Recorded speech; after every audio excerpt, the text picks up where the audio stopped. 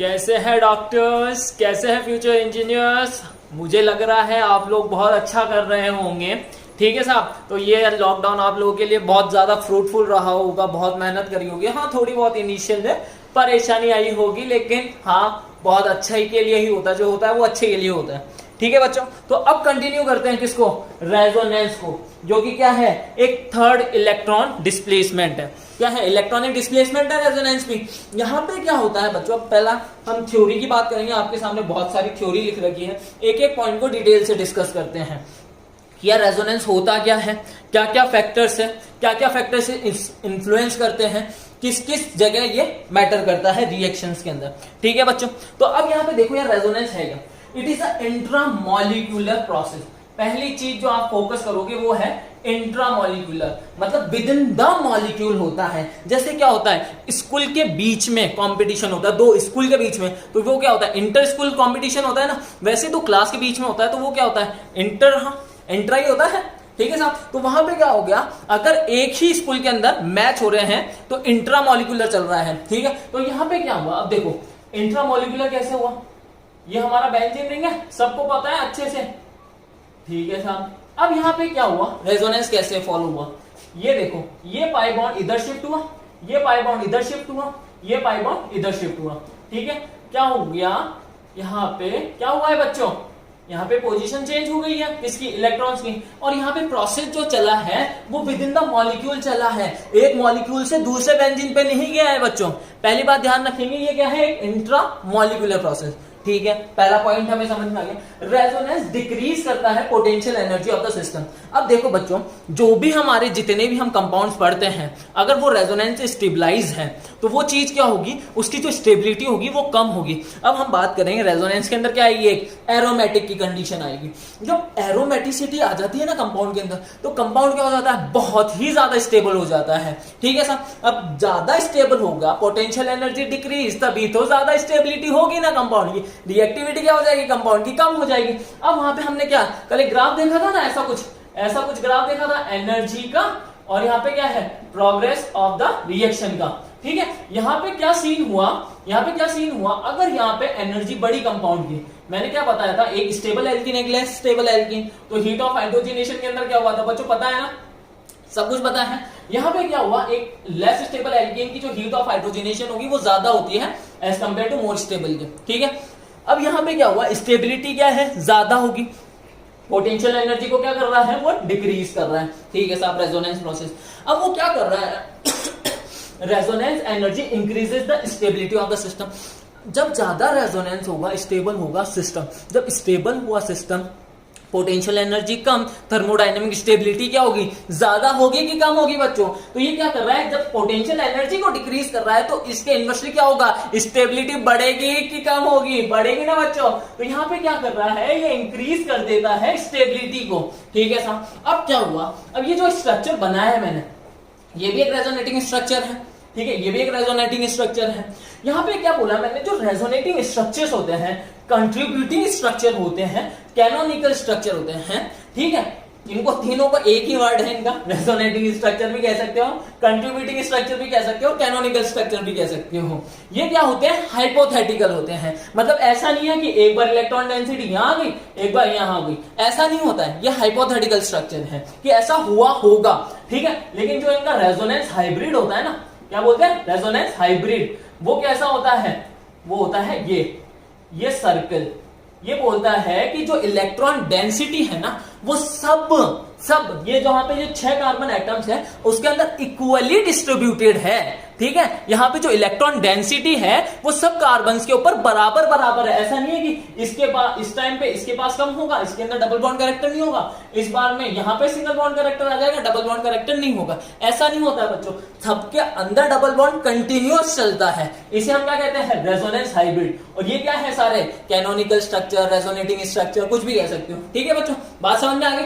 अब देखो क्या लिख रखा है, रेजोनेंस इन्वॉल्व करता है delocalisation of lone pair and pi electrons. बच्चों हमने एनिलीन का एग्जांपल देखा था। ठीक है, एनिलीन का स्ट्रक्चर तो पता होगा ही सबको, पता है कि नहीं पता है मेरे बच्चों को। तो यहाँ पे ये देखो, यहाँ है हमारा NH2, इसको तो बहुत अच्छे से डील किया था किसके अंदर, बेसिक नेचर के अंदर। बेसिक नेचर के अंदर क्या बोला था, aromatic amines are less basic than aliphatic amines. क्यों बोला था, क्योंकि यहाँ पे जो नाइट्रोजन के लोन पेयर है वो डिलोकलाइजेशन करते हैं। अब वो डिलोकलाइजेशन हुआ, यहाँ पे ये नाइट्रोजन का लोन पेयर इधर शिफ्ट हुआ और ये डबल बॉन्ड गया इधर, ठीक है। यहाँ पे ऐसा हुआ तो यहाँ पे क्या हुआ, लोन पेयर क्या हो गया, शिफ्ट हो गया, रेजोनेंस के साथ आ गया, ठीक है। तो लोन पेयर रेजोनेंस तो शो कर रहा है, ठीक है। अब यहाँ पे पाई इलेक्ट्रॉन्स का आप देख ही चुके हैं, इसे पाई बॉन्ड ही कहते हैं ना, पाई बॉन्ड के इलेक्ट्रॉन ही होंगे ना। अगर मैंने बोला है पाई बॉन्ड तो पाई बॉन्ड के इलेक्ट्रॉन्स ही तो काउंट करोगे, ऐसा तो नहीं है कि सिग्मा बॉन्ड के काउंट कर दोगे, ठीक है। बात समझ में आ गई, ठीक है साहब। आगे देखते हैं, आगे की डील करते हैं। Resonating structure must follow Lewis octet rule. अब यानी लुईस ऑक्टेट रूल क्या होता है, लुईस ऑक्टेट रूल कहता है इन लोगों को कि एक कार्बन या फिर कोई भी एक एलिमेंट अपने 8 इलेक्ट्रॉन पूरे रखना चाहता है, ठीक है। तो अब यह क्या बोलता है कि जो हमारा कार्बन है ना वो पेंटावेलेंट होना नहीं चाहिए। अब देखो पहली चीज बता देता हूं, कार्बन की इतनी औकात है नहीं। क्यों नहीं है यार औकात, या ऐसे तो हमारा कौन बनाता है, कहे सिलिकॉन है, उसकी औकात है, वो 4 से ज्यादा बॉन्ड बना सकता है, लेकिन कार्बन क्यों नहीं बनाता है। अब कार्बन इसलिए नहीं बनाता है क्योंकि उसके अंदर क्या नहीं है बच्चों, वैकेंट 2d ऑर्बिटल, मतलब 2d ऑर्बिटल नहीं होता है। इस वजह से वो 4 से ज्यादा बॉन्ड बनाने की औकात नहीं रखता है। अगर किसी ने 4 से ज्यादा बॉन्ड बना दिए उसे मैं नोबेल प्राइज दिलवा दूंगा, ठीक है। तो ऐसा होता नहीं है, ठीक है। नाइट्रोजन कभी पेंटावेलेंट नहीं बनाएगा, ठीक है, क्योंकि 2d ऑर्बिटल होता नहीं है। और हमारा ऑक्सीजन कभी टेट्रावेलेंट नहीं बनाएगा क्योंकि इनके जो वैलेंस शेल है इनकी औकात नहीं है। जो सेकंड पीरियड के एलिमेंट्स होते हैं उनकी जो क्या होती है, मैक्सिमम लिमिट होती है कि वो 4 कोवेलेंसी को मेंटेन कर सके, ठीक है साहब। इन रेजोनेटिंग स्ट्रक्चर जो अरेंजमेंट होता है, ये बेटा इंपॉर्टेंट लाइन है, सुनना क्या लिख रखा है यहाँ पे है, in resonating structure arrangement of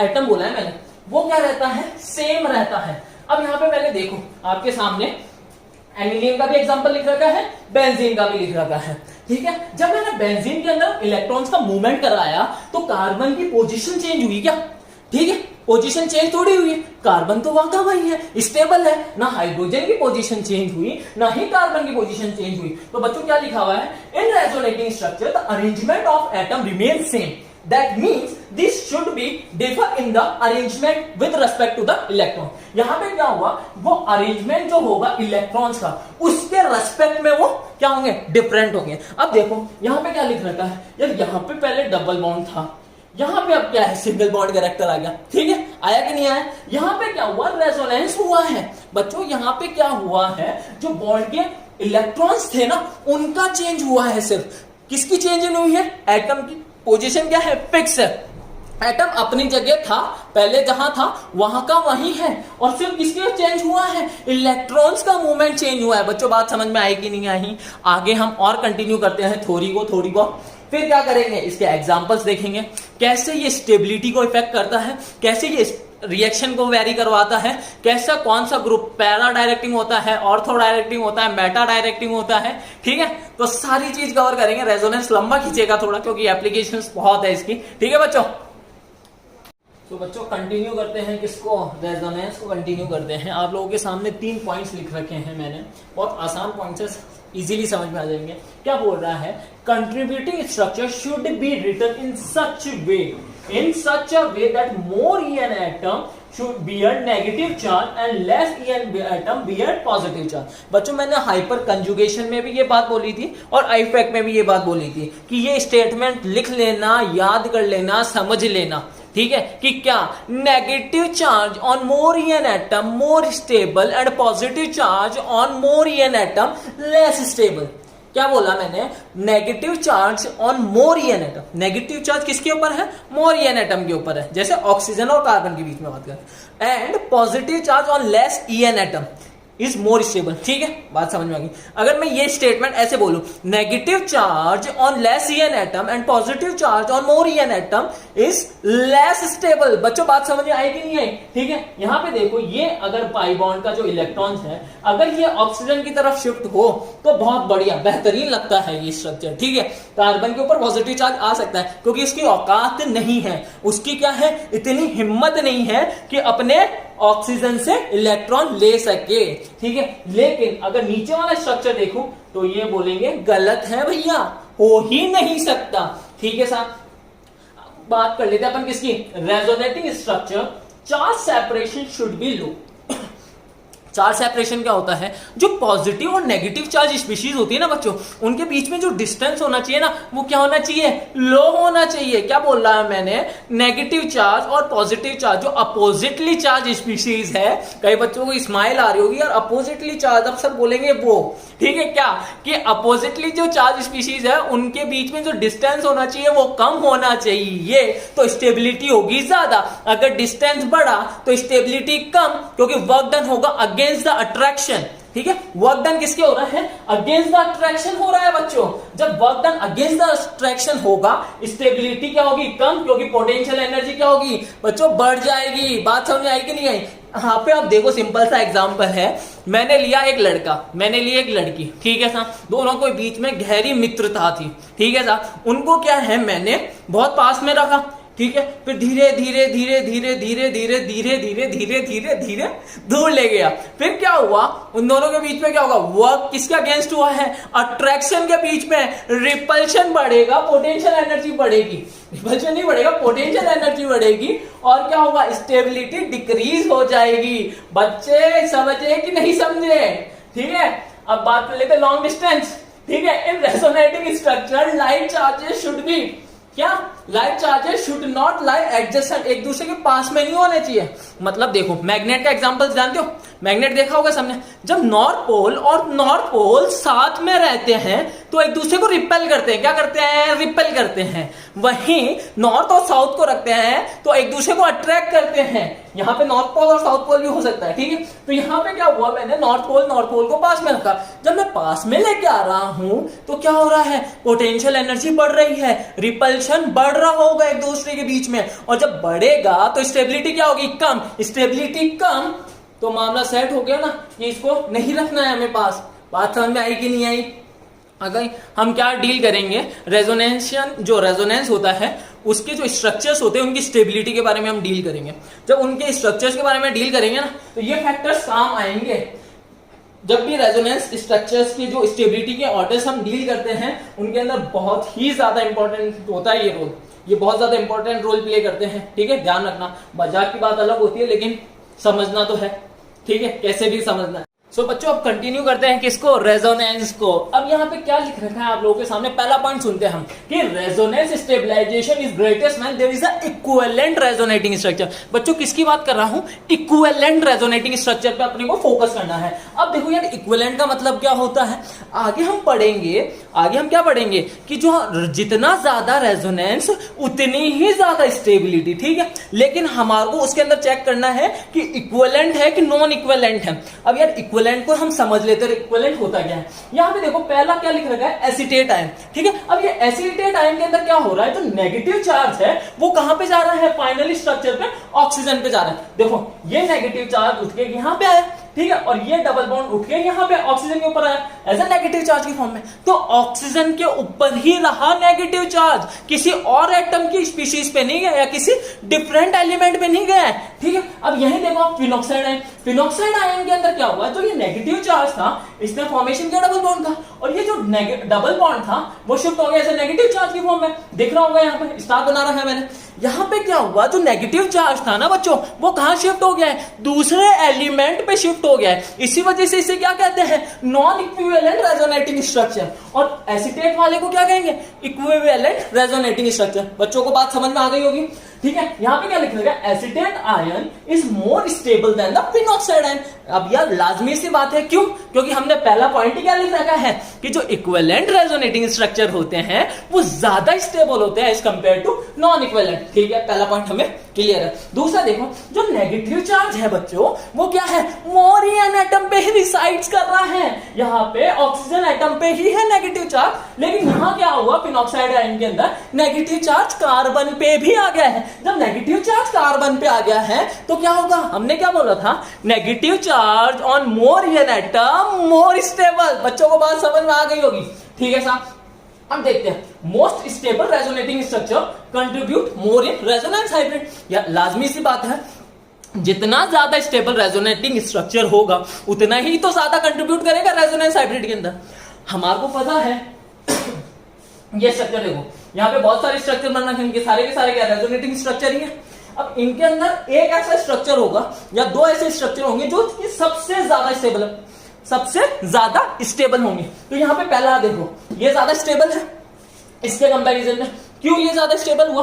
क्योंकि जो नेगेटिव चार्ज है यहाँ पे किस पे आ गया, कार्बन पे, और यहाँ पे जो नेगेटिव चार्ज है वो किस पे आ गया, ऑक्सीजन पे ही है बच्चों। तो क्या हो गया, ये ज्यादा कंट्रीब्यूट करेगा एज कंपेयर टू इसके। ठीक है, बात समझ में आ गई।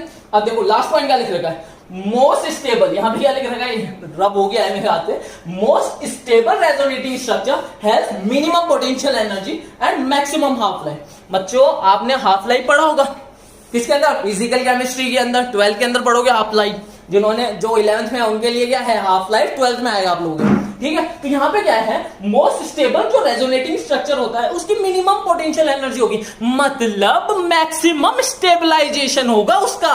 क्या होगा बच्चों, जिसकी मिनिमम पोटेंशियल एनर्जी होगी वही तो सबसे ज्यादा स्टेबल होगा, और उसकी हाफ लाइफ क्या होगी, ज्यादा होगी। ठीक है, बात समझ आ गई यहाँ पे। अब आगे हम कंटिन्यू करते हैं किसको, कि यार इसकी क्या क्या स्ट्रक्चर्स होते हैं, मतलब क्या क्या कंडीशंस है जिसके अंदर रेजोनेंस होता है। जैसे लोन पेयर डबल बॉन्ड के बीच में कैसा हो रहा है, कार्बोकेटाइन डबल बॉन्ड के बीच में कैसा हो रहा है, लोन पेयर कार्बोकेटाइन के बीच में कैसा आ रहा है। तो अब क्या पढ़ेंगे हम, कंडीशंस पढ़ेंगे रेजोनेंस की। बच्चों बात समझ में आई कि नहीं आई? ठीक है, अब बात कर लेते हैं किसकी, पॉसिबिलिटी ऑफ रेजोनेंस की। यहाँ पे क्या बात करेंगे हम, डिफरेंट पॉसिबिलिटीज चेक करेंगे जिसके अंदर हमारे को क्या पता लगाना है कि यार इसमें रेजोनेंस कैसे हो रहा है। लोन पेयर डबल बॉन्ड के साथ, पॉजिटिव डबल बॉन्ड के साथ, नेगेटिव डबल बॉन्ड के साथ, लोन पेयर के साथ पॉजिटिव चार्ज वाला। ठीक है, तो पहले ये दो कंडीशन है उनके साथ डील करते हैं। क्या लिखा गया है कि double bond is in conjugation with, किसके साथ है, पॉजिटिव चार्ज के साथ कंजुगेशन के अंदर है बच्चों। तो यहाँ पे देखो, एक तो दिमाग में ये चीज ध्यान रख लेना, कभी भी पॉजिटिव चार्ज उठ के नहीं जाता है, इलेक्ट्रॉन डेंसिटी मूव करती है।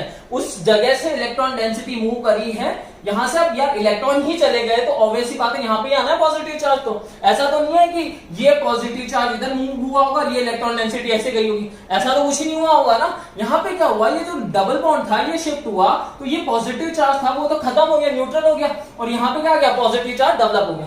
नेक्स्ट कंडीशन देखो, यहाँ पे क्या है, क्या है, CS2 पॉजिटिव बना रखा है हमने। ये जो डबल बॉन्ड था ये ऊपर शिफ्ट हुआ, ये यहाँ पे ऊपर शिफ्ट हुआ, और यहाँ पे क्या हुआ, डबल बॉन्ड का फॉर्मेशन हो गया। यहाँ पे क्या है, पॉजिटिव चार्ज, इस पॉजिटिव चार्ज के साथ रेजोनेंस शो करेगा ये वाला डबल बॉन्ड। अब बच्चों ये बात ध्यान रख लेना, जो रेजोनेंस होगा और हाइपर कंजुगेशन होंगे वो सिर्फ कहां पे लगते हैं, ऑर्थो और पैरा पोजीशन पे। कहां पे लगेंगे, ऑर्थो और पैरा पोजीशन पे, और कहीं नहीं लगता। मेटा पोजीशन पे कुछ फर्क नहीं पड़ रहा है इलेक्ट्रॉन डेंसिटी के ऊपर। बच्चों ध्यान रखना, जब भी हम रिएक्शंस करेंगे, ठीक है, एरोमेटिक से रिलेटेड, तब ये चीज बहुत ही ज्यादा काम में आएगी। ठीक है, कि मेटा पोजीशन पे अटैक होना है कि ऑर्थो या पैरा पे अटैक होना है। बच्चों बात समझ में आएगी नहीं है? अब यहाँ पे क्या हुआ, ये डबल बॉन्ड ने अपनी इलेक्ट्रॉन डेंसिटी यहाँ ट्रांसफर की, यहाँ पे पॉजिटिव चार्ज आएगा, और फिर ये डबल बॉन्ड इधर शिफ्ट होगा, ठीक है, और यहाँ पे पॉजिटिव चार्ज होगा। फिर क्या होगा, ये डबल बॉन्ड वापस से यहाँ शिफ्ट हुआ है, और पॉजिटिव चार्ज कहाँ हो गया है, एंड स्ट्रक्चर में आ गया। साहब बात समझ में आएगी नहीं आई? ठीक है, आगे देखते हैं। ये कंपाउंड क्या होता है, एरोमेटिक होता है, काफी अच्छा स्टेबिलिटी मेंटेन रखता है ये अपनी।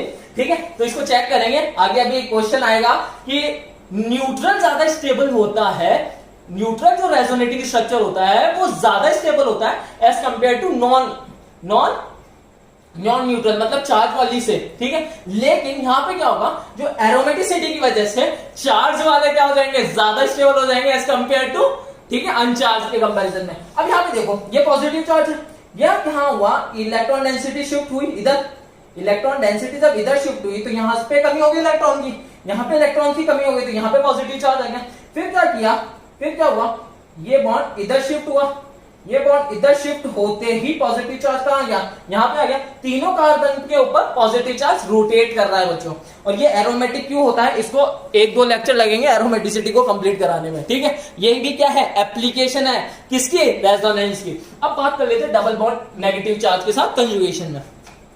Double bond single negative charge, double bond single positive charge. ठीक है, double single negative charge, double single positive charge. ठीक है, यहां पे क्या हुआ, इलेक्ट्रॉन डेंसिटी यहां पे ज्यादा है, इसने क्या किया, अपनी इलेक्ट्रॉन डेंसिटी को ट्रांसफर किया और ये डबल बॉन्ड इधर शिफ्ट हो गया। बच्चों इजीली कौन देता है, जिसके ऊपर चार्ज होता है, जिसके ऊपर नेगेटिव चार्ज है या लोन पेयर है, वो इजीली डोनेट कर देता है as compare to pi bond के कंपैरिजन में। तो यहां पे देखो ये जो नेगेटिव चार्ज था ये इजीली इधर ट्रांसफर होगा और नेगेटिव चार्ज कहां बन जाएगा, यहां पे बन जाएगा। ठीक है, ये हमारा नेगेटिव चार्ज बन गया है। अब देखो नेक्स्ट कंडीशन, ये वाला जो कंपाउंड होता है ये क्या होता है, एंटी एरोमेटिक होता है और ये होता है एरोमेटिक। ठीक है बच्चों, बात समझ आई कि नहीं है, ये डील करेंगे, टेंशन मत करो, कौन एरोमेटिक कैसा एरोमेटिक सब बता दूंगा मैं। ठीक है, सबर रखो, सबर का फल मीठा होता है। ये जो नेगेटिव चार्ज है इसने भाई साहब ने अपनी इलेक्ट्रॉन डेंसिटी इस वाले सिंगल बॉन्ड पे ट्रांसफर करी, तो ये जो डबल बॉन्ड था ये बोलता है कि मेरा यहाँ क्या काम है, अब ये मेरा यहाँ क्या काम है, डबल सिंगल नेगेटिव चार्ज, इसने यहाँ पे इलेक्ट्रॉन डेंसिटी ट्रांसफर करी, तो ये नेगेटिव चार्ज कहां बनेगा, यहां बनेगा। इस नेगेटिव चार्ज ने फिर इलेक्ट्रॉन डेंसिटी यहां दी और नेगेटिव चार्ज कहां बना, तीनों जगह कार्बन के ऊपर नेगेटिव चार्ज डेवलप हो रहा है। ठीक है बच्चों, जब हम बॉन्ड ऑर्डर पढ़ेंगे ना उसके अंदर निकालना सिखाऊंगा कि किसके ऊपर कितना चार्ज डेवलप हो रहा है। ठीक है, अब देखो लास्ट कंडीशन है, नेगेटिव चार्ज है इसके ऊपर, पहले क्या था, पॉजिटिव चार्ज था, तो इलेक्ट्रॉन डेंसिटी ऊपर जा रही थी, बेंजीन रिंग की इलेक्ट्रॉन डेंसिटी कम हो रही थी। यहां पे क्या हो रहा है, इलेक्ट्रॉन डेंसिटी बढ़ रही है, क्योंकि नेगेटिव चार्ज जो होगा वो अपनी इलेक्ट्रॉन डेंसिटी किसको दे रहा है, बेंजीन रिंग को दे रहा है। तो यहां पे क्या हुआ, नेगेटिव चार्ज इधर ट्रांसफर हुआ, ऑर्थो पे नेगेटिव चार्ज आएगा, फिर किस पे आएगा, पैरा पे आएगा, रेजोनेंस कैसा होगा, नेगेटिव सिंगल डबल, ऑब्वियस सी बात है, यही तो बेसिक रूल है। इस वाले जो इसको समझ गया उनके अंदर तो रोटेट कराना है सिर्फ। ठीक है, फिर ये नेगेटिव चार्ज इधर ट्रांसफर, ये यहां पे पैरा पोजीशन पे, पैरा से फिर वापस से ट्रांसफर हुआ ऑर्थो पोजीशन पे और ऑर्थो से फिर ट्रांसफर हो जाएगा CH2 नेगेटिव का फॉर्मेशन हो जाएगा। ठीक है बच्चों, बात समझ में आ गई। अब और कंडीशंस के साथ हम डील करते हैं। तो बच्चों अब बात कर लेते हैं किसकी, पॉसिबिलिटी ऑफ रेजोनेंस की। ठीक है साहब, अब यहाँ पे क्या लिख रखे हैं, मैंने दो और केस लिए हैं, उसके अंदर क्या लिख रहा है, डबल बॉन्ड कंजुगेशन के साथ है, किसके साथ, लोन पेयर के साथ, और यहाँ पे क्या लिख रखा है, डबल बॉन्ड कंजुगेशन के साथ है, किसके साथ, ऑड इलेक्ट्रॉन के साथ। ऑड इलेक्ट्रॉन का मतलब हो गया फ्री रेडिकल, कौन सा हो गया बच्चों, फ्री रेडिकल। अब यहाँ पे देखो लोन पेयर, अब लोन पेयर तो सबको पता होता ही है, ठीक है, पता है कि नहीं पता है, हमने हाइब्रिडाइजेशन के अंदर डील की थी लोन पेयर के साथ, ये extra pair of electron present रहते हैं। ठीक है साहब, यहाँ पे देखो ऑक्सीजन की क्या है, वैलेंस शेल के अंदर 8 इलेक्ट्रॉन है, क्योंकि कंप्लीट 2 वैलेंसी बना रखी उसने। अब क्या किया इसने, जो अपने एक लोन पेयर था ना, उसने क्या किया, अपना शिफ्ट कर दिया कार्बन की तरफ। ये क्या होते हैं, इलेक्ट्रॉन रिलीजिंग ग्रुप होते हैं, मतलब +R वाले ग्रुप होते हैं, मतलब इलेक्ट्रॉन डेंसिटी को क्या करते हैं, डोनेट करते हैं। तो बेंजीन रिंग की इलेक्ट्रॉन डेंसिटी को क्या करेंगे, बढ़ाएंगे। तो यहाँ पे क्या लिख रखा है, लोन पेयर सिंगल डबल। बच्चों कंडीशन ध्यान रखना, क्या कंडीशन होगी, लोन पेयर सिंगल डबल, और यहाँ पे क्या है, रेडिकल सिंगल बॉन्ड और डबल बॉन्ड, ये कंडीशन है, रेडिकल सिंगल डबल बॉन्ड। ठीक है, और यहाँ पे क्या, lone pair single double bond. ठीक है, ऑक्सीजन को अभी कंसिडर मत करो, कंडीशन सुनो, lone pair single double bond और रेडिकल सिंगल डबल बॉन्ड। ठीक है बच्चों, यहाँ पे देखो इस लोन पेयर ट्रांसफर हुआ, ठीक है, यहाँ पे डबल बॉन्ड का फॉर्मेशन हो गया, OH के ऊपर पॉजिटिव चार्ज आ गया। ठीक है, और यहाँ पे ये जो डबल बॉन्ड था वो शिफ्ट हो गया ऑर्थो पोजीशन पे और नेगेटिव चार्ज आ गया।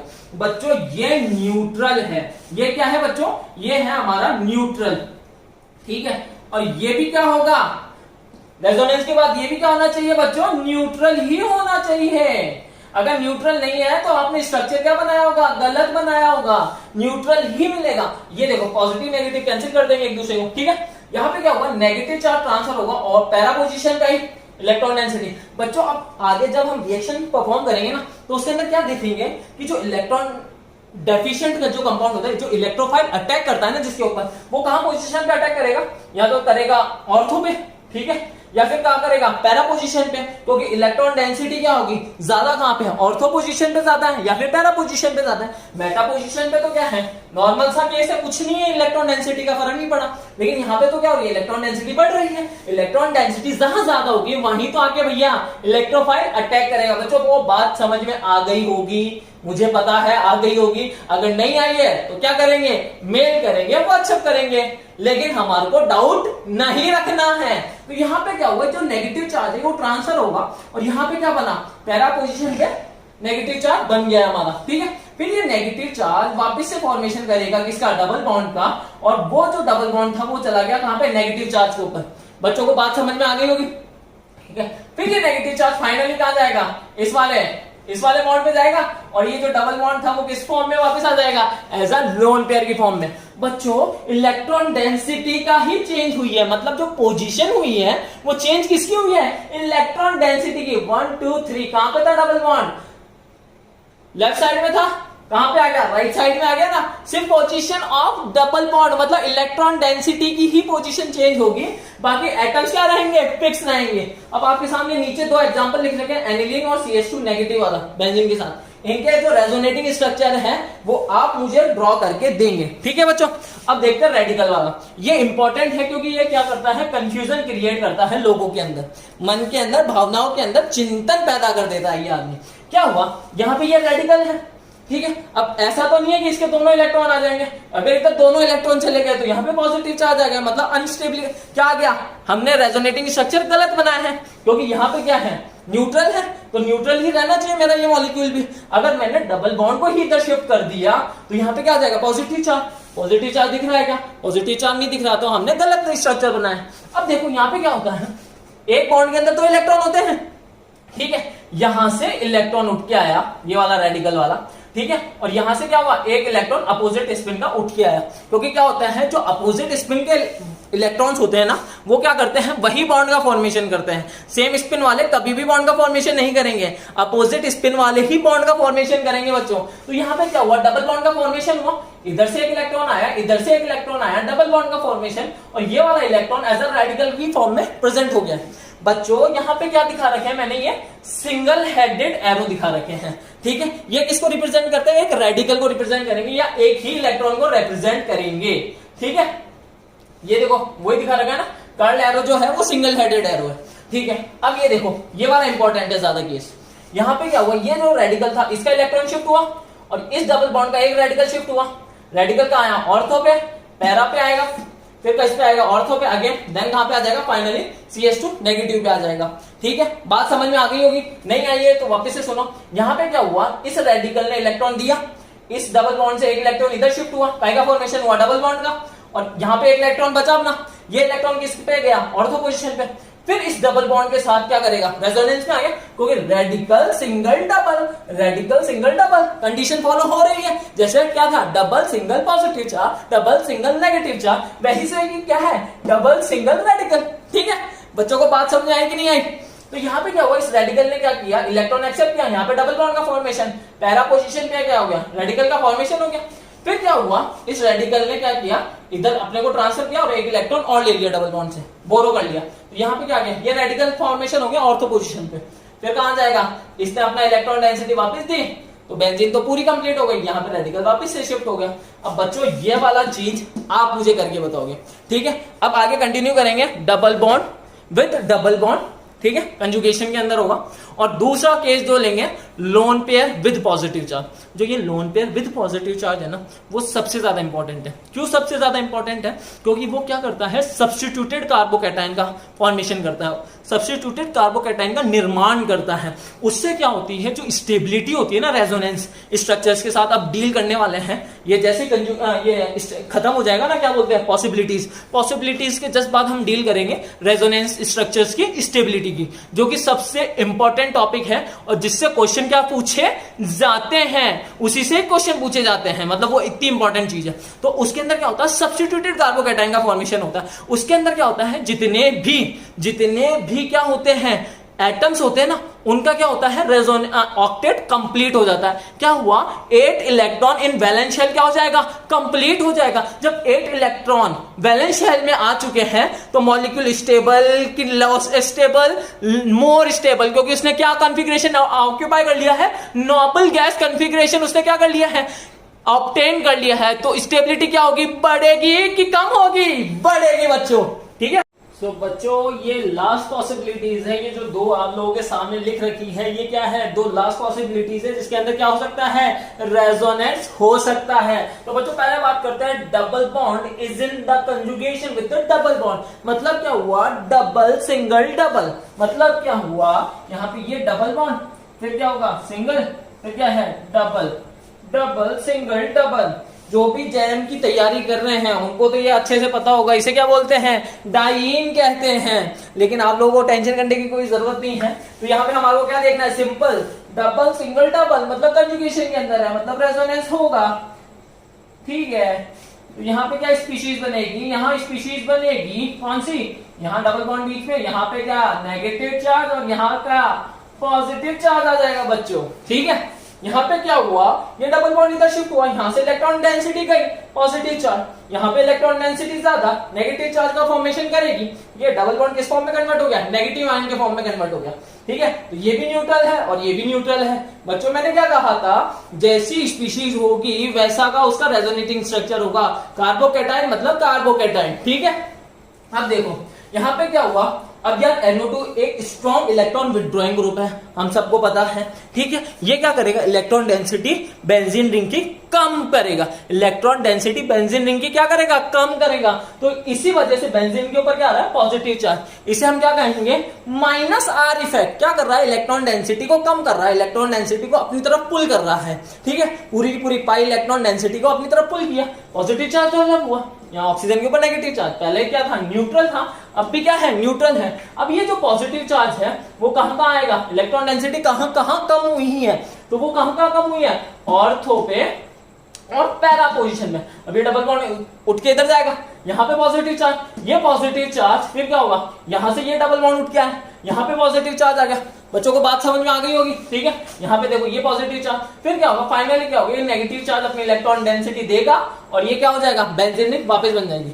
बच्चों यहाँ पे क्या हुआ, इलेक्ट्रॉन डेंसिटी बेंजीन रिंग की क्या कर दी है भाई साहब ने, कम कर दी है, क्योंकि अपने को क्या है, स्ट्रॉन्ग इलेक्ट्रॉन विथड्रॉइंग ग्रुप से अटैच कर रखी है बेंजीन को, ठीक है। वो इलेक्ट्रॉन डेंसिटी को पुल करेगा, इलेक्ट्रॉन डेंसिटी पुल हुई, बेंजीन की इलेक्ट्रॉन डेंसिटी डिक्रीज हुई। बच्चों इसका आप बनाओगे किसका, बेंजल्डिहाइड का, ठीक है।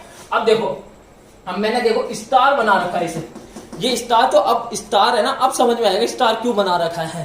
नेक्स्ट जो हम टॉपिक पढ़ेंगे उसके अंदर यहाँ पे क्या लिख रखा है, lone pair is in the conjugation with the positive charge. अब बच्चों पॉजिटिव चार्ज है मतलब उसका ऑक्टेट कंप्लीट नहीं है, ऑक्टेट कंप्लीट नहीं है कार्बोकैटायन का, ठीक है। हमने बात कर ली थी, उसके अंदर कितने इलेक्ट्रॉन्स होते हैं, मात्र 6 इलेक्ट्रॉन्स होते हैं वैलेंस शेल के अंदर। किसके अंदर, कार्बोकैटायन के अंदर। कार्बन फ्री रेडिकल के अंदर 7 इलेक्ट्रॉन और कार्ब एनाइन के अंदर 8 इलेक्ट्रॉन होते हैं बच्चों। तो यहाँ पे पॉजिटिव चार्ज है, ठीक है सर। अब यहाँ पे क्या हुआ, लोन पेयर डेंसिटी इसने ट्रांसफर कर दी। जब ये लोन पेयर डेंसिटी इसने ट्रांसफर करी, देखो इसकी कंडीशन क्या है, सिर्फ एक इसी की कंडीशन देखना, lone pair single positive charge, lone pair single positive charge, ये इसकी कंडीशन है। इसकी क्या है, डबल सिंगल डबल। कंडीशंस तो समझ में आई नहीं है ना, डबल सिंगल डबल, सिंपल से समझ में आ गई होगी। अब यहाँ पे क्या हुआ, इसने इलेक्ट्रॉन डेंसिटी यहाँ पे ट्रांसफर करी, इलेक्ट्रॉन डेंसिटी ट्रांसफर करते ही ऑक्सीजन के ऊपर पॉजिटिव चार्ज आ गया होगा। अब आप लोग सोच रहे होंगे, आप लोग क्या सोच रहे होंगे, यार negative positive charge on less EN atom more stable, negative charge on positive charge on more EN atom less stable, मतलब ये लेस स्टेबल होना चाहिए इसके कंपैरिजन में, ऐसा मानना होगा अपना। लेकिन क्या हुआ बच्चों, जब आप ऑक्टेट चेक करोगे ना, 8 इलेक्ट्रॉन वैलेंस शेल के अंदर, तो वो किसके अंदर कंप्लीट होंगे बच्चों, इसके अंदर। हर एक एटम के जो 8 इलेक्ट्रॉन है वो इसके अंदर कंप्लीट है। तो ये जो रेजोनेटिंग स्ट्रक्चर होगा वो ज्यादा स्टेबल है एज कंपेयर टू इसके।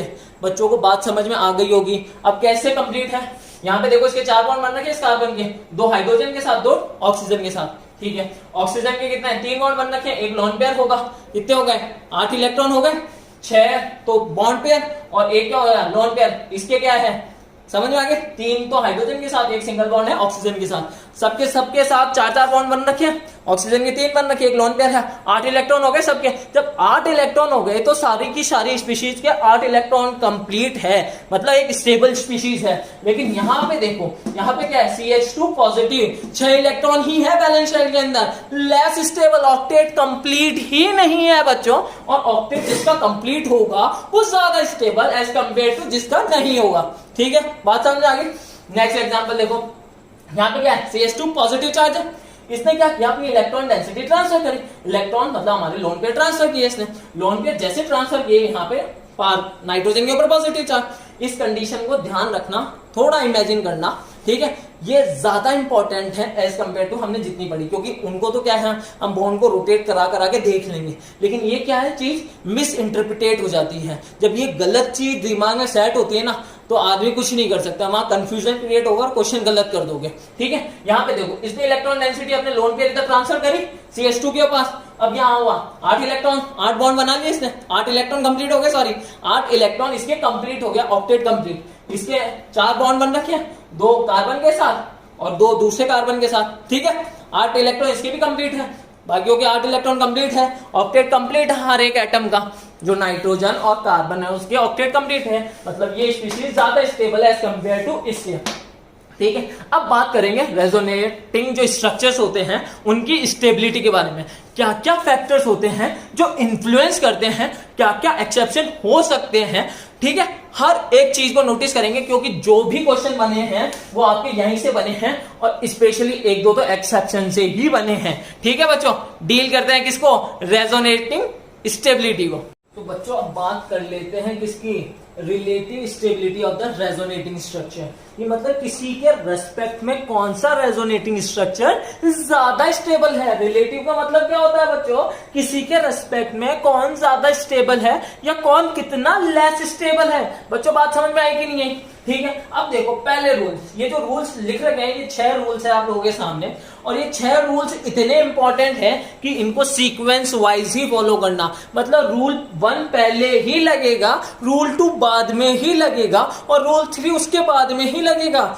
रूल्स के नंबर आपने चेंज किए, आपके क्वेश्चन के मार्क्स जो होंगे वो पॉजिटिव से नेगेटिव में कन्वर्ट हो जाएंगे। क्या बोल रहा हूं, रूल्स को सीक्वेंस वाइज ही फॉलो करना है। रूल्स के नंबर चेंज तो नंबर पॉजिटिव से किस में कन्वर्ट हो जाएंगे, नेगेटिव के अंदर कन्वर्ट हो जाएंगे बच्चों। तो अब बच्चों बात सुनो पहले कि जो अनचार्ज मॉलिक्यूल होता है वो ज्यादा स्टेबल होता है as compare to charge molecule के। ठीक है, ये क्या बोल रहा है, अनचार्ज जो होता है वो ज्यादा स्टेबल होता है as compare to charge molecule के। Uncharge is more stable than charge molecule. ठीक है साहब, बात समझ में आ गई, कोई दिक्कत नहीं है। लेकिन यहां पे क्या होता है, एक्सेप्शंस होते हैं। अब एक्सेप्शंस कैसे हो गए, क्या एक्सेप्शंस है। ठीक है, एक्सेप्शन के अंदर पहला और दूसरा है, और भी एक्सेप्शंस हो सकते हैं इसी से रिलेटेड। ये कोई एक्सेप्शन नहीं है, पहली बात तो दिमाग से निकाल दो। मैं बोल रहा हूं यहाँ पे एक्सेप्शन, क्योंकि यहाँ पे क्या है आपको ध्यान रखना पड़ेगा इन चीजों के लिए।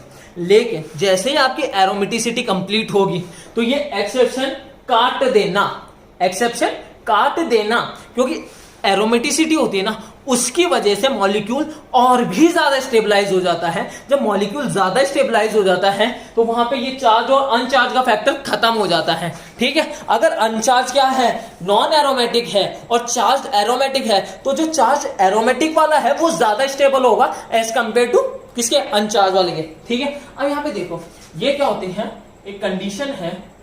ठीक है, यहां पे ये देखो, ये जो डबल बॉन्ड है ये क्या है, न्यूट्रल मॉलिक्यूल है, ये क्या है, चार्ज मॉलिक्यूल है। अब क्या होता है, एरोमेटिसिटी की एक कंडीशन बता देता हूं। पहली बात तो सारी की सारी क्या होनी चाहिए, साइक्लिक होनी चाहिए। पहली कंडीशन क्या है एरोमेटिक की, अच्छे से डिटेल से डिस्कस करेंगे, लेकिन अभी के लिए मैं समझा देता हूं एरोमेटिक क्यों है। वो साइक्लिक होना चाहिए सबसे पहले। दूसरा केस क्या होना चाहिए, साइक्लिक रेजोनेंस प्रेजेंट होना चाहिए, मतलब हर एक एटम उसके अंदर क्या इन्वॉल्व होना चाहिए, रेजोनेंस के अंदर इन्वॉल्व होना चाहिए। अब देखना उसको। ठीक है, उसके बाद क्या है, साइक्लिक रेजोनेंस के बाद क्या हो जाएगा, सारे के सारे क्या होने चाहिए, प्लेनर होने चाहिए। ठीक है, साइक्लिक रेजोनेंस और क्या होने चाहिए, प्लेनर। और दूसरा जो लास्ट रूल है, जो कि सबसे ज्यादा इंपॉर्टेंट रूल है, वो है हकल रूल फॉलो होना चाहिए। मतलब क्या हुआ, odd number of pi bond present होने चाहिए, या फिर क्या कह सकते हो 4n + 2 पाई इलेक्ट्रॉन प्रेजेंट होने चाहिए। क्या बोल रहा हूं, या तो ऑड बॉन्ड काउंट कर लो, ऑड पाई बॉन्ड्स। ठीक है, ऑड पाई बॉन्ड्स, या फिर क्या कह सकते हो 4n + 2 पाई इलेक्ट्रॉन्स। ठीक है, वो काउंट कर लो।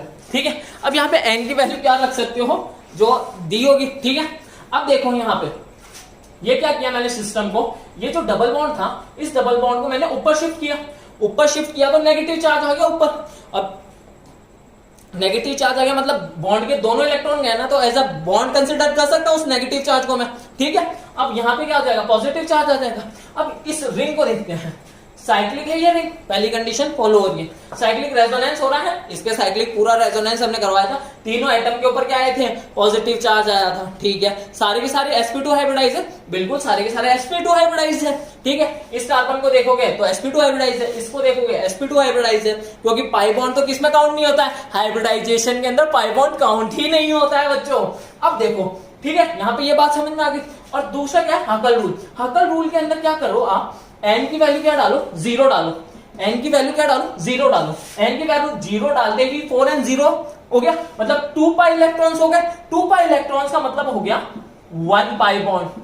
1 पाई बॉन्ड इवन तो नहीं होता है ना, मेरे हिसाब से तो ऑड ही होता है, तो ये क्या हो गया, ऑड हो गया, मतलब ये तो हो गई एरोमेटिक। ठीक है साहब, दूसरा देखो एरोमेटिक को, अब ये देखो, ये डबल बॉन्ड, ये डबल बॉन्ड और ये नेगेटिव चार्ज, ये क्या होगा, रेजोनेंस में इन्वॉल्व होगा। जो भी नेगेटिव चार्ज की वजह से अगर वो स्टेबल हो रहा है या फिर उसकी वजह से एरोमेटिसिटी डेवलप हो रही है, वो हाइब्रिडाइजेशन में इन्वॉल्व नहीं होगा। ठीक है, हाइब्रिडाइजेशन में तो ये क्या होगा, sp2 हाइब्रिडाइज। ये सारे के सारे क्या है, साइक्लिक है पहला कंपाउंड, साइक्लिक रेजोनेंस प्रेजेंट हो रहा है, सारे के सारे sp2 हाइब्रिडाइज है, मतलब साइक्लिक प्लेनर होते हैं। और क्या हो रहा है, हकल रूल फॉलो कर रहे हैं। हकल रूल फॉलो कैसे कर रहे हैं, 2 2 4 2 6 इलेक्ट्रॉन्स है, मतलब 4, n की वैल्यू क्या डालो, 1 डालो। n की वैल्यू 1 डालते ही क्या हो जाएगा, 4 + 2 कितने हो गए, 6 इलेक्ट्रॉन। 6 इलेक्ट्रॉन्स आ रहे हैं कि नहीं आ रहे हैं, 6 इलेक्ट्रॉन्स आ रहे हैं, मतलब हकल रूल फॉलो हो रहा है। कंपाउंड ये भी एरोमेटिक है, ये भी एरोमेटिक है। कंपाउंड अनचार्ज से एरोमेटिक के अंदर कन्वर्ट हो गया, स्टेबिलिटी पता नहीं कितने गुना बढ़ जाएगी बच्चों। बात समझ में आई कि नहीं आई, तो हमारे को सबसे पहले दिमाग में क्या रखना है, अनचार्ज ज्यादा स्टेबल होता है। रूल फर्स्ट को ध्यान रखना है, ये स्मरण रहना चाहिए आपके दिमाग में। ठीक है, हिंदी का वर्ड यूज कर रहा हूं, आपको पता होना चाहिए कि रूल्स ही फॉलो करने हैं हमें। क्या रूल्स है कि हमारा जो अनचार्ज मॉलिक्यूल है ना, वो ज्यादा स्टेबल होता है एज कंपेयर टू चार्ज। सिर्फ ये एरोमेटिक के कंडीशंस आप ध्यान रखो, ठीक है, अभी तक के लिए, बाकी अच्छे से डिटेल से डिस्कस करेंगे। रूल नंबर 2 क्या है, पहला क्या है, uncharge is more stable than charge. Second, species are, अगर चार्ज है, मान लो स्पीशीज दो स्पीशीज दी गई है, आपको वो चार्ज दी गई है, तो उसके अंदर आपको क्या चेक करना पड़ेगा, फिर आपको चेक करना पड़ेगा number of covalent bond. Increases, stability बढ़ जाएगी बच्चों। जो डबल बॉन्ड या फिर जिसके अंदर भी एक भी बॉन्ड ज्यादा होगा, उसकी स्टेबिलिटी ज्यादा होगी। रूल नंबर 2 क्या कह रहा है, if species are charge then see the number of covalent bond. अगर नंबर ऑफ कोवेलेंट बॉन्ड बढ़ेगा तो स्टेबिलिटी क्या होगी बच्चों, बढ़ेगी। ठीक है साहब, सेकंड पॉइंट समझ में आ गया। थर्ड पॉइंट देखते हैं, if number of covalent bond are same. ठीक है, यहां पे क्या है, नंबर ऑफ कोवेलेंट बॉन्ड मैंने सेम कर दिए हैं, देन हमारे को क्या चेक करना पड़ेगा, ऑक्टेट। बच्चों सब्स्टिट्यूटेड को याद रखना, अपने दिमाग में रखना, क्योंकि सब्स्टिट्यूटेड के अंदर क्या होगा, जो ऑक्टेट होता है वो कंप्लीट होता है, प्लस उसके अंदर जो नंबर ऑफ कोवेलेंट बॉन्ड होते हैं वो ज्यादा होते हैं, तो स्टेबिलिटी क्या होगी, ज्यादा हो जाएगी। बच्चों को बात समझ में आ गई होगी अगर वो रिमेंबर है वो वाला एग्जांपल। अभी इसके बाद इसके बहुत सारे ढेरों एग्जांपल करेंगे, तुरंत समझ में आएगा कि यार ये सर कहना क्या चाह रहे हैं, इतनी थ्योरी पढ़ा रहे हैं, इस थ्योरी का मतलब क्या है। ठीक है, ये स्मरण रहना चाहिए, याद रहना चाहिए, रिमेंबर रखना इन पॉइंट्स को। अगर इन पॉइंट्स को याद नहीं रखें, क्वेश्चन गलत होने के चांसेस 100% है, 99.9 भी नहीं, 100% कह रहा हूं। ठीक है, अब देखो रूल नंबर 4 क्या बोल रहा है, अगर चार्ज सेपरेशन क्या होना चाहिए, लो होना चाहिए। मतलब क्या हुआ, पॉजिटिव नेगेटिव चार्ज क्या होने चाहिए, एक दूसरे के पास होने चाहिए, दूर नहीं होने चाहिए। दूर होंगे तो हम वर्क डन कर रहे हैं अगेंस्ट द अट्रैक्शन, मतलब हम दो जोड़ों को या एक जोड़े को अलग कर रहे हैं, तो एनर्जी देनी पड़ेगी। ठीक है, तो यहां पे क्या हुआ, चार्ज सेपरेशन लो होना चाहिए। लाइक चार्जेस, सेम स्पीशीज के चार्जेस क्या होने चाहिए, दूर होने चाहिए। नॉर्थ पोल एक दूसरे से दूर होना चाहिए। ठीक है, ये समझ में आ गया।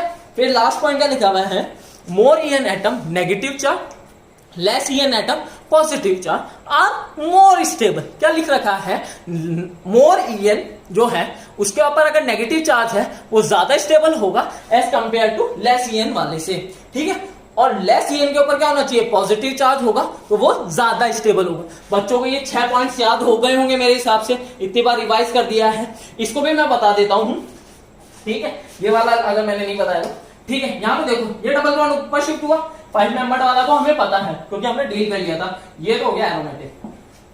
7 वाले को देखते हैं, 7 वाले को देखते हैं तो साइक्लिक है पहली बात तो। दूसरा क्या है, साइक्लिक रेजोनेंस प्रेजेंट है, positive single double resonance show हो रहा है। सारे के सारे क्या है, साइक्लिक है, साइक्लिक प्लेनर है और क्या है, रेजोनेंस कंप्लीट हो रहा है। हकल रूल को देखते हैं। हकल रूल के अंदर क्या डालो, एन की वैल्यू क्या डालो, 1 डालो, क्या आ जाएंगे 6 electron, 6 pi electron, 6 pi electron से मतलब 3 पाई बॉन्ड, 3 पाई बॉन्ड आ रहे हैं। बच्चों को बात समझ में आ गई होगी, क्या है एरोमेटिक, इसे क्या कहते हैं। सिर्फ इसी को अगर मैं इस स्ट्रक्चर की ही बात करूं तो इसे हम क्या कहेंगे, प्रोपाइलियम कैटायन। बहुत इंपॉर्टेंट है बच्चों, प्रोपाइलियम कैटायन, इसे क्या कहेंगे, प्रोपाइलियम कैटायन। बात समझ में आ गई होगी। अब करते हैं एग्जांपल्स के साथ कि दिमाग के अंदर ये पॉइंट्स फिट हो जाए, रूल्स लगाने कैसे हैं। ठीक है बच्चों बात कर लेते हैं किसकी, एग्जांपल्स की। क्या लिख रखा है, arrange the following resonating structure in decreasing order of their stability. ठीक है ऐसा कि सबसे पहले कौन आएगा, जो सबसे ज्यादा स्टेबल होगा। तो पहला एग्जांपल देखो यार बच्चों, आप लोगों के सामने क्या लिख रखा है, यहाँ पे क्या दोनों की दोनों अनचार्ज है क्या, नहीं है। इनमें से कोई अनचार्ज है, नहीं है। ये भी पॉजिटिव चार्ज, ये भी पॉजिटिव चार्ज, ठीक है। तो दोनों की दोनों क्या है, चार्ज स्पीशीज है। अब सेकंड रूल क्या कहता है हमारा, नंबर ऑफ कोवेलेंट बॉन्ड, जितने ज्यादा नंबर ऑफ कोवेलेंट बॉन्ड उतनी ही ज्यादा स्टेबिलिटी। ठीक है साहब, यहाँ पे क्या हुआ, number of covalent bond count करो, CH2 CH3 CH3, ये तो सब सेम है, ये ठीक है। यहाँ पे देखो, यहाँ पे क्या है, सिंगल बॉन्ड है, यहाँ पे क्या है, डबल बॉन्ड है, नंबर ऑफ कोवेलेंट बॉन्ड ज्यादा है। और दूसरी चीज यहाँ पे क्या है, तीसरा रूल भी लगाते हो ना तो ऑक्टेट रूल क्या है, सबका कंप्लीट हो रहा है। आंसर सेकंड रूल से आ रहा है। अगर आप ऑक्टेट रूल को भी देखो तो क्या है, इसके अंदर सारे एटम्स का ऑक्टेट कंप्लीट हो रहा है इसके कंपैरिजन में। ठीक है, यहाँ पे ऑक्टेट कंप्लीट नहीं है और यहाँ पे ऑक्टेट कंप्लीट है। तो क्या आएगा, कौन सा ज्यादा stable, second is more stable than first. क्या आ जाएगा, second is more stable than first आ जाएगा।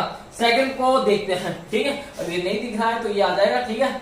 अब देखो यहाँ पे क्या, सेकंड वाला क्या बोल रहा है कि हमारा क्या दे रखा है, कोई भी कार्बोक्सिलिक एसिड दे रखा है। अब देखो इसका स्ट्रक्चर देखो, ये क्या है, अनचार्ज, और बाकी सारे क्या हैं, चार्ज। तो पहला तो सबसे आगे आएगा बच्चों, क्योंकि हमने क्या बोला था कि जो चार्ज स्पीशीज होती है उनसे ज्यादा स्टेबल कौन सा होता है, अनचार्ज वाला। तो अनचार्ज वाला क्या आ गया, पहले आ गया। अब देखते हैं नंबर ऑफ कोवेलेंट बॉन्ड, यहाँ पे क्या है 3 है, यहाँ पे क्या है 3 है, यहाँ पे क्या है 4 है। तो मतलब फोर्थ क्या आ जाएगा, पहले आ जाएगा। ठीक है, बात समझ में आई कि नहीं आई। अब देखो सेकंड आएगा कि थर्ड आएगा।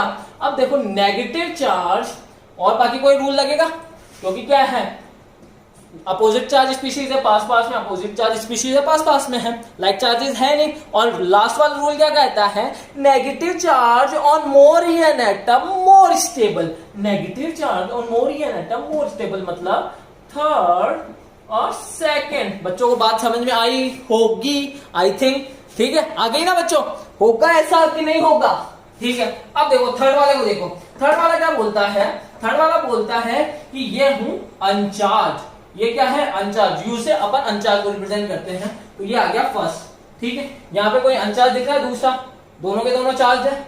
अब देखो number of covalent bond check करते हैं, दो और एक 3, 2 और एक 3, ठीक है साहब। नंबर ऑफ कोवेलेंट बॉन्ड भी ठीक है।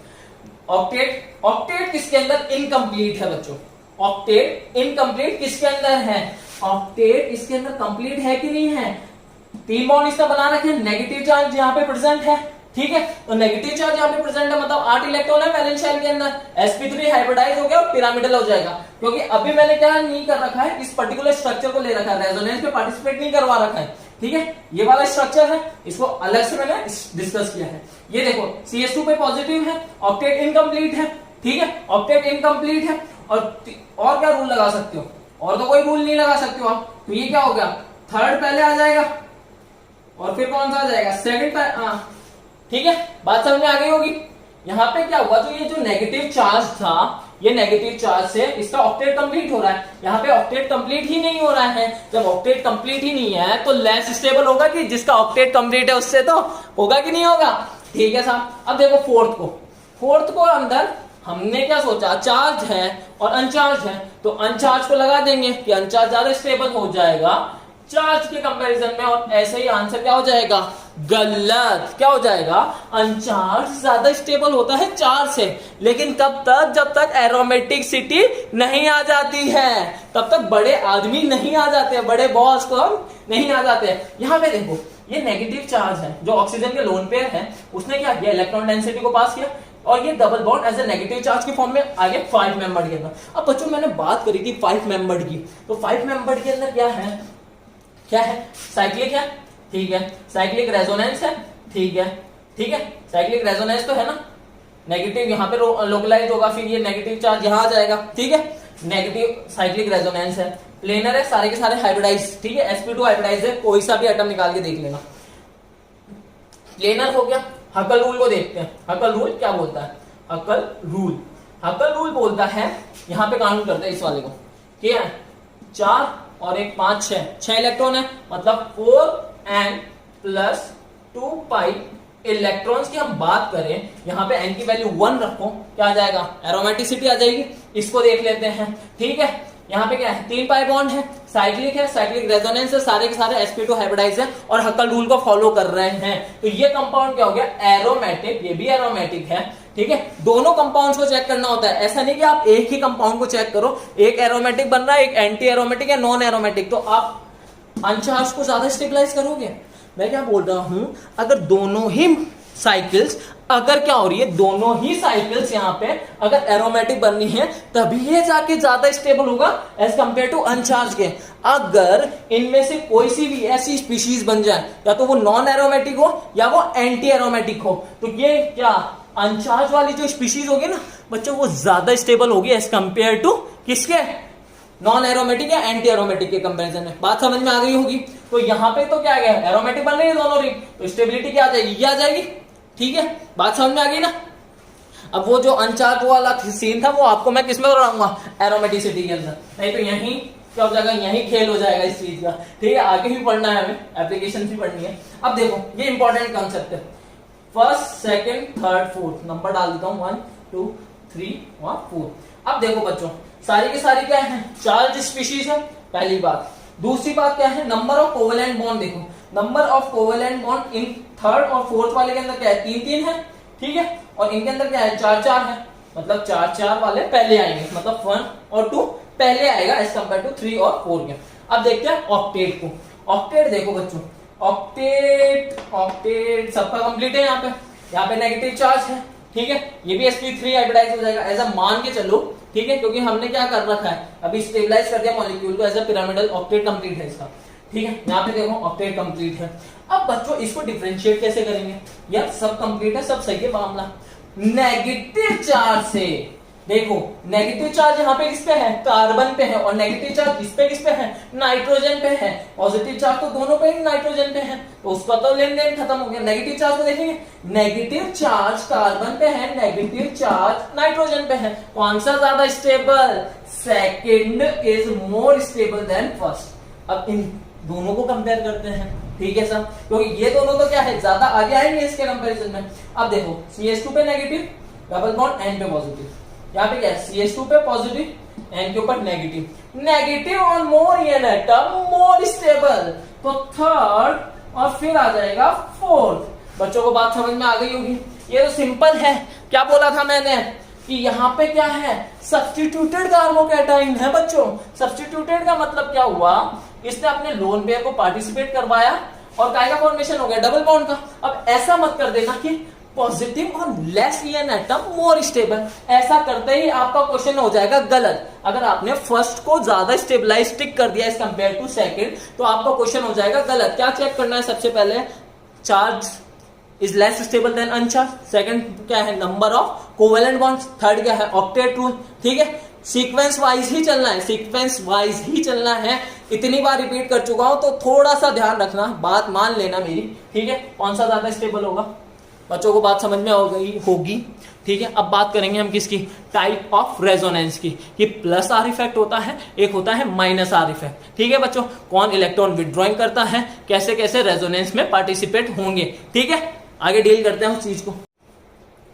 सो बच्चों अब बात कर लेते हैं किसकी, टाइप ऑफ रेजोनेंस की। अब ये टाइप ऑफ रेजोनेंस के अंदर हमने क्या पार्ट करे हैं, दो पार्ट में डिवाइड किया है। कौन कौन सा, प्लस आर और माइनस आर। अब यार ये प्लस आर क्या होता है, जैसे प्लस आई प्लस एच होता है वैसे ही प्लस आर होता है। क्या करेगा, इलेक्ट्रॉन डेंसिटी बढ़ाएगा रिंग की या किसी भी सिस्टम की, क्या करेगा, इलेक्ट्रॉन डेंसिटी को इंक्रीज करेगा। ये क्या है, एक इलेक्ट्रॉन रिलीजिंग रेजोनेंस इफेक्ट है। ठीक है, यहां पे देखो, यहां पे कोई जेई ग्रुप है, कौन सा ग्रुप है, जी ग्रुप है, जिसके पास क्या है, लोन पेयर है।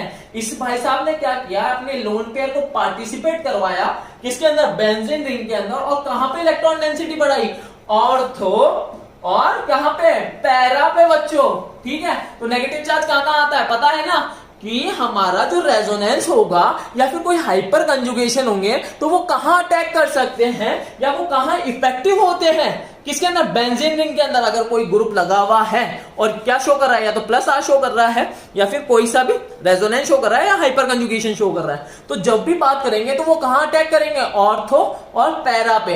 ये सिर्फ यही इफेक्टिव होते हैं, मेटा पोजीशन पे कभी भी ना रेजोनेंस होगा ना ही क्या होगा, हाइपर कंजुगेशन। बच्चों को बात समझ में आ गई होगी। तो यहां पे क्या होगा, अगर मान लो कोई ऐसा ग्रुप है तो यह क्या होगा, इलेक्ट्रॉन डेंसिटी देगा, इलेक्ट्रॉन डेंसिटी यहां के बीच में आ गई, डबल बॉन्ड के बीच में, और ये जो डबल बॉन्ड था वो नेगेटिव चार्ज के फॉर्म में आ गया होगा। और कोई भी इलेक्ट्रोफाइल आएगा वो कहां अटैक मारेगा, इस नेगेटिव पे, या फिर कहां मारेगा, ऑर्थो या पैरा पे। ठीक है, डिपेंड करेगी कंडीशंस के ऊपर। अब देखते कौन कौन से ग्रुप होते हैं, OH, NH2, OR, NHR, NR2, NHR, NR2 again, SH, OCO, CH3, NHCO, CH3। बच्चों यहां पे फोकस करना, यहां पे क्या फोकस करना, यहां पे ऑक्सीजन से जुड़ा हुआ है और नाइट्रोजन से जुड़ा हुआ है। और यही आप देखो, अगर मैंने क्या कार्बोनिल से जोड़ा या फिर किससे जोड़ा, कार्बोनिल वाला कार्बन से जोड़ा, तो क्या होगा, वो हो जाएंगे माइनस आर वाले ग्रुप। अगर मैंने ऑक्सीजन और NH से जोड़ा तो कौन से हो जाएंगे, प्लस आर वाले ग्रुप हो जाएंगे। बच्चों बात ध्यान रखेंगे, ये इंपॉर्टेंट डाल सकते हैं, ऐसा समझ में आता है, ठीक है, लेकिन डाल दो क्योंकि थोड़ा बहुत अलग है। अगर वहां पे कार्बोनिल लगा दिया तो वो चला जाएगा माइनस आर के अंदर, अगर यहां पे मैंने NH से जोड़ा तो चला जाएगा प्लस आर की कैटेगरी के अंदर। बच्चों को बात समझ में आ गई होगी। अब देखते हैं किसका रिलीजिंग पावर ज्यादा है। हम बच्चों हमने बात करी थी EN की। EN क्या करता है, इलेक्ट्रॉन को अट्रैक्ट करने की टेंडेंसी है। ठीक है सर, अब यहाँ पे देखो NH की EN होती है, N की जो EN होती है वो होती है 3, लेकिन हमारे ऑक्सीजन की जो EN होती है वो होती है 3.5। जब 3.5 ज्यादा है तो वो अपनी तरफ इलेक्ट्रॉन को अट्रैक्ट करेगा और देगा कम तो प्लस आर कम, तो NH2 का प्लस आर क्या होगा, ज्यादा होगा एज कंपेयर टू OH और OR। बात समझ में आ गई होगी।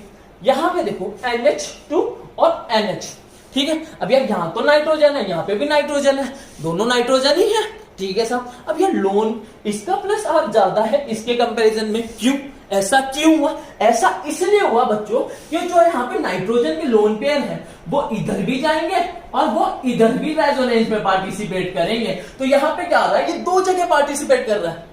जब ये दो जगह पार्टिसिपेट करेगा तो क्या होगा, इतनी इलेक्ट्रॉन डेंसिटी नहीं बढ़ा पाएगा जितनी ये हमारा NH2 बढ़ाएगा।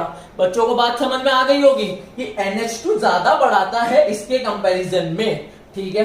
अब देखो यहां पे मैंने क्या लिख रखा है, OH और OR का ज्यादा होता है कंपेयर टू OCOR। यार यहाँ पे भी ऑक्सीजन, यहाँ पे भी ऑक्सीजन है, तो दोनों जगह ऑक्सीजन, लेकिन क्या हुआ, इसके लोन पेयर इधर भी पार्टिसिपेट करेंगे और आगे कंडीशंस में भी पार्टिसिपेट करेंगे, तो इलेक्ट्रॉन डेंसिटी इतनी नहीं बढ़ा पाएगा जितनी ये OH और OR बढ़ाएंगे, क्योंकि ये क्या करेंगे, ये डायरेक्टली ही सिस्टम को देंगे, सिस्टम को डायरेक्टली देंगे तो इलेक्ट्रॉन डेंसिटी ज्यादा बढ़ाएंगे। अब देखो इन दोनों के बीच में कंपेयर कर लेते हैं, NH और O के बीच में वही कंसेप्ट है, EN वाला, EN नाइट्रोजन की कम देगा ज्यादा तो प्लस आर ज्यादा। अगर इन दोनों की बात करें तो इसका ज्यादा होगा बच्चों, बात समझ में आ गई होगी, ठीक है। अब देखो बच्चों यहां पे लिख रखा है मैंने माइनस आर, क्या है, इलेक्ट्रॉन विड्रॉइंग रेजोनेंस इफेक्ट। मतलब क्या करेगा, सिस्टम से इलेक्ट्रॉन डेंसिटी को क्या करेगा, डिक्रीज करेगा। और क्या करेगा, सिस्टम की इलेक्ट्रॉन डेंसिटी को डिक्रीज करेगा और खुद की इलेक्ट्रॉन डेंसिटी को बढ़ा देगा बच्चों। तो यहां पे कौन से होंगे, जिनकी हाई ईएन हो, अट्रैक्ट करने की टेंडेंसी काफी अच्छी हो। अब देखो पहला एग्जांपल देखो, यहां पे क्या है, डबल बॉन्ड सिंगल ए, डबल बॉन्ड बी। ठीक है, यहां पे क्या हुआ बच्चों, जो हमारा बी था इसके अंदर क्या है, ईएन क्या है, काफी बढ़िया है। ठीक है, तो ये क्या करेगा, अट्रैक्ट करेगा। अट्रैक्ट करेगा तो पाई बॉन्ड का मूवमेंट किधर हुआ है, पाई बॉन्ड का मूवमेंट हुआ इधर, और ये बी के ऊपर क्या गया, नेगेटिव चार्ज। अब यहां पे देखो बेंजीन के ऊपर, ये बेंजीन के ऊपर ए और ट्रिपल बॉन्ड बी बन रखा है। कोई सा भी ग्रुप हो सकता है, A B is not a group. ठीक है, कोई सा भी ग्रुप हो सकता है। तो यहां से बी की इलेक्ट्रॉन डेंसिटी गई मतलब बेंजीन की इलेक्ट्रॉन डेंसिटी गई ए के पास, और ये जो क्या था, ट्रिपल बॉन्ड का एक पाई बॉन्ड किसकी तरफ शिफ्ट हो गया, वो बी की तरफ, सॉरी बोरोन नहीं है, बी की तरफ शिफ्ट हो गया। यहां पे क्या आ जाएगा, नेगेटिव चार्ज आ जाएगा। बच्चों को बात समझ में आ गई होगी। अब देखो यहां पे कौन कौन से ग्रुप हो सकते हैं, NO2 हमने अच्छे से डिस्कस किया था इसका, कौन सा एग्जाम्पल याद होगा, डबल बॉन्ड वाला resonance, double bond and double bond का कंजुगेशन बेंजीन रिंग के साथ। बच्चों याद करो, बच्चों याद है कि नहीं है, अभी तो पढ़ा है जस्ट 15 मिनट पहले, 10 मिनट पहले। ठीक है, ऐसा क्या होगा, triple bond C, triple bond N, यहां पे ये देखो वैसे ही बनेंगे।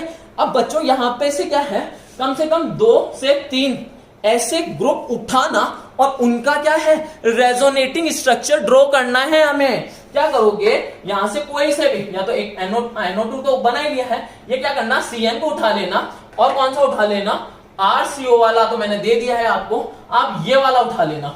ठीक है, NH2 single bond C, double bond O। इसका क्या करना है, आपको रेजोनेटिंग स्ट्रक्चर ड्रॉ करना है, और क्या करना है, व्हाट्सएप या क्या करोगे, मेल करोगे। मेल आईडी और व्हाट्सएप नंबर क्या है, गिवन है डिस्क्रिप्शन के अंदर बच्चों। अब देखो टाइप 2 की बात करते हैं। टाइप 2 की हम जब बात करते हैं तो यहां पे क्या है, species having vacant D orbital. अब यह किसी के पास खाली ऑर्बिटल प्रेजेंट है तो वो तो क्या करेगा, एक्सेप्ट कर सकता है इलेक्ट्रॉन। ठीक है, अब देखो ऑलरेडी बंदे के पास क्या है, पॉजिटिव चार्ज। पॉजिटिव चार्ज वाले क्या सोचते हैं कि यार कहीं से तो इलेक्ट्रॉन डेंसिटी दे दो ना बाबा। तो ये क्या बोलेगा, बेंजीन बोलता है भाई मैं इलेक्ट्रॉन रिलीजिंग ग्रुप हूं, तेरे लिए तो मैं इलेक्ट्रॉन रिलीजिंग ग्रुप की तरह बिहेव करूंगा। यहां से बेंजीन रिंग की इलेक्ट्रॉन डेंसिटी शिफ्ट होगी Pr3 के पास। अगर बच्चों एक इंपॉर्टेंट पॉइंट, ठीक है, इलेक्ट्रॉन डेंसिटी शिफ्ट होगी क्योंकि इसके पास क्या था, वैकेंट डी ऑर्बिटल था। ठीक है, इसकी हाइब्रिडाइजेशन अगर आप निकालते हो Pr3 की और डबल बॉन्ड के साथ तो क्या आएगी, sp3d आएगी।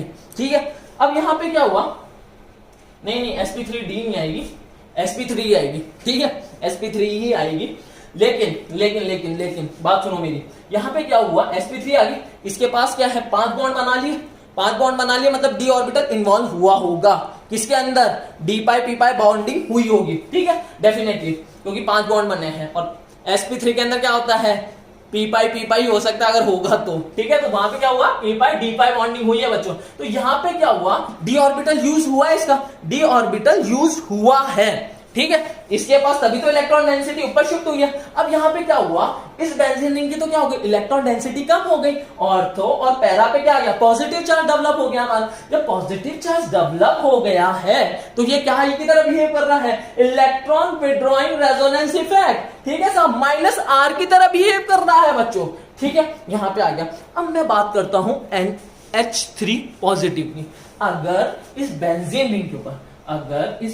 रिंग के ऊपर क्या लगा रखा हो मैंने, NH3 पॉजिटिव लगा रखा हो, तो ये क्या डबल बॉन्ड ऊपर शिफ्ट हो सकता है कि नहीं हो सकता है बच्चों। कभी भी ऊपर शिफ्ट मत कर देना इस बॉन्ड को कभी भी ऊपर शिफ्ट मत कर देना। सर बोलोगे सर क्यों नहीं कर देना, क्योंकि ये है सेकंड पीरियड का एलिमेंट, और जब ये सेकंड पीरियड का एलिमेंट 5 बॉन्ड बना लेता है ना तो उसके बस की बात नहीं है, वो 8 इलेक्ट्रॉन से ज्यादा कैरी ही नहीं कर सकता है। जब वैकेंट डी ऑर्बिटल ही नहीं है तो एक्सेप्ट कैसे करेगा, एक्सेप्ट करने की औकात है क्या इसकी, खाली रूम है ही नहीं तो ठूसोगे कैसे। जब ठूस ही नहीं सकते, मतलब अंदर डाल नहीं सकते, तो क्या होगा, नहीं ले सकता, तो इसका सिर्फ क्या इफेक्ट लगेगा, -I का इफेक्ट लगेगा बच्चों।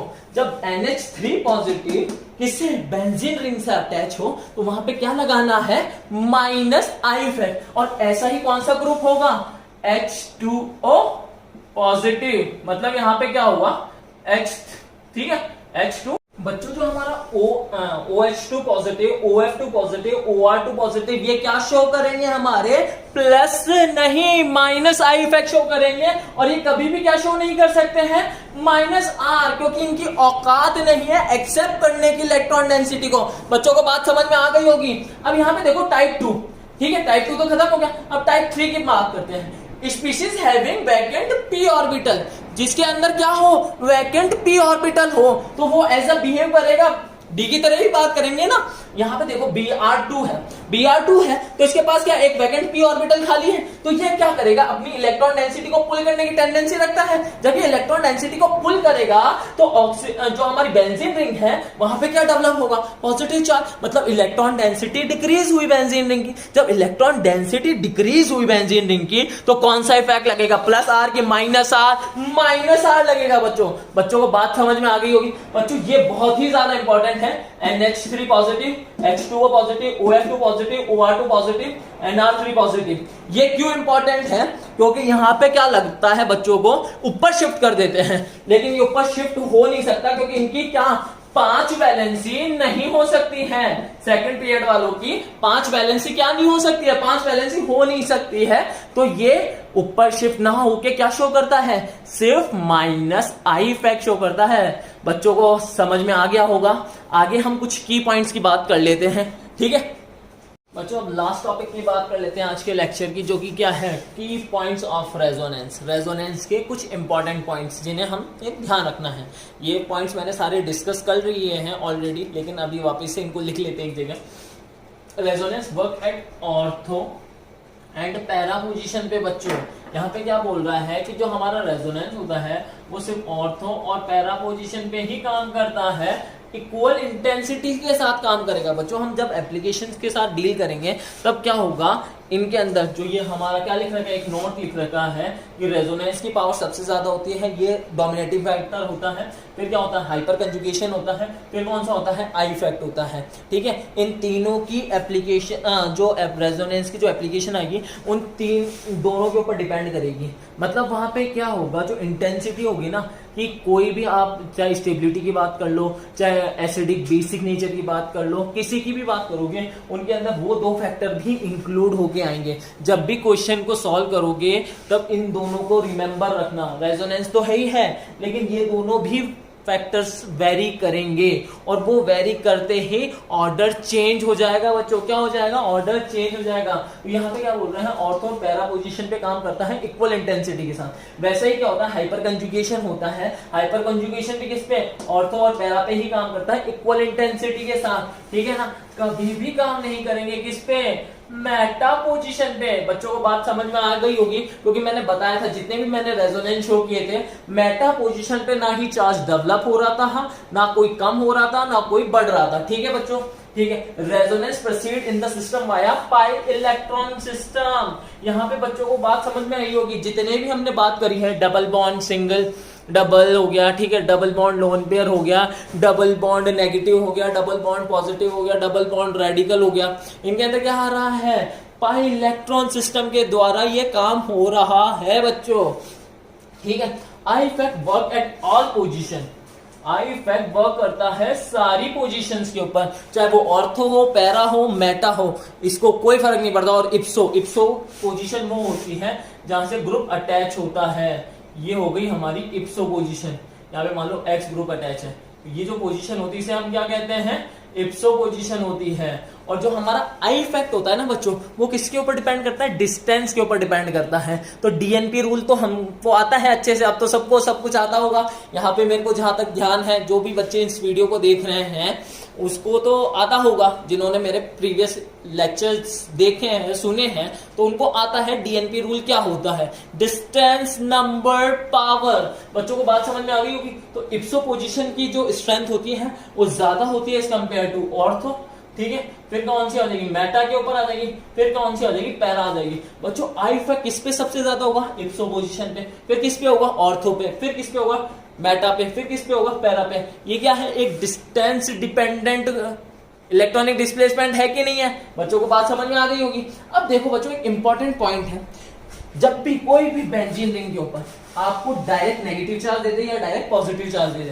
तो ये जो कोई भी ग्रुप लगा हुआ है यहाँ पे जी, कोई सा भी ग्रुप है वो कोई सी भी पोजीशन पे लग सकता है, चाहे वो ऑर्थो पे, पैरा की, कहीं भी लग सकता है, कोई दिक्कत नहीं है उसकी, ठीक है, उसकी टेंशन नहीं करनी है। इसलिए मैंने बीच में बना रखे हैं बॉन्ड्स के, क्योंकि कहीं इसकी पोजीशन फिक्स नहीं है अभी।